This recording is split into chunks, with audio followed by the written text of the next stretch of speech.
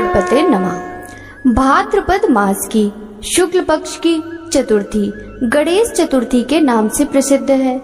इस दिन प्रातः काल स्नान आदि से निवृत्त होकर सोना, तांबा, चांदी, मिट्टी या गोबर से गणेश की मूर्ति बनाकर उसकी पूजा करनी चाहिए। पूजन के समय 21 मोदकों का भोग लगाते हैं तथा हरित दूर्वा के 21 अंकुर लेकर निम्न 10 नाम भागों पर चढ़ाने चाहिए।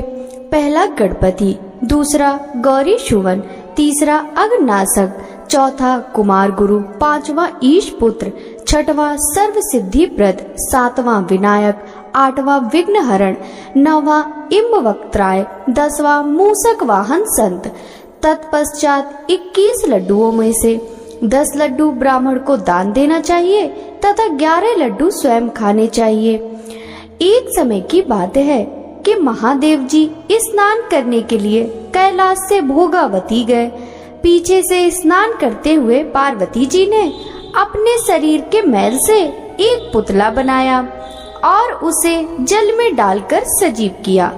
मैल से बने हुए उस पुतले का नाम पार्वती जी ने गणेश रखा और उसे आज्ञा दी कि तुम मुद्गर लेकर द्वार पर बैठ जाओ, किसी भी पुरुष को भीतर न आने देना। भोगावती स्नान करके लौटने पर जब शिव जी पार्वती के पास भीतर जाने लगे तो उस बालक ने उनको रोक लिया। महादेव जी ने अपने इस अपमान से कुपित होकर बालक का सिर काट लिया और स्वयं भीतर चले गए। पार्वती जी ने शंकर जी की मुखाकृति देखकर समझा कि वे कदाचित भोजन में विलंब हो जाने के कारण क्रुद्ध है, इसलिए उन्होंने तुरंत भोजन तैयार करके 2 थाली में परोस दिया और महादेव जी को भोजन के लिए बुलाया। शंकर जी ने आकर देखा कि भोजन 2 थाली में परोसा गया है, तो उन्होंने पार्वती जी से पूछा कि यह दूसरा थाल किसके लिए है। पार्वती जी ने कहा, यह मेरे पुत्र गणेश के लिए है, जो बाहर द्वार पर पहरा दे रहा है। यह सुनकर शिव जी ने कहा कि मैंने तो उसका सिर काट डाला है।